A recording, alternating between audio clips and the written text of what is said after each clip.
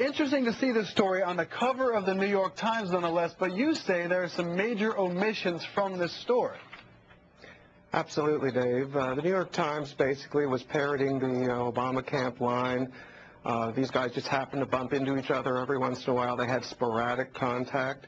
There was nothing sporadic about their contact. Bill Ayers and Barack Obama jointly headed a foundation called the Chicago Annenberg Challenge. They worked together running this thing for 4 years. During that whole time, Barack Obama was giving money. He was funding Bill Ayers' radical education projects, and that went on for years, and there's nothing. Now, Stanley, I mean, the reason that you are able to say this so adamantly is because you have combed through mounds of documents in the University of Illinois library from the Chicago Annenberg Challenge. What specifically is it? What evidence do you have that they worked hand in hand, that they worked together? Because the Obama campaign and other reports have said that occasionally Bill Ayers would show up at a meeting, but they really did not have this working relationship that you believe they did.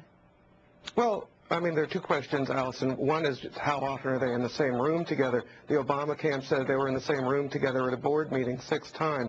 Well, if you're going to count when they were in the room together, it was a lot more than that, because Barack Obama would come over to what was called the Collaborative, which was headed by Bill Ayers. The two of them were on a governance committee. They also worked on a committee, a very small committee of 4 people that shaped up the bylaws that created this foundation.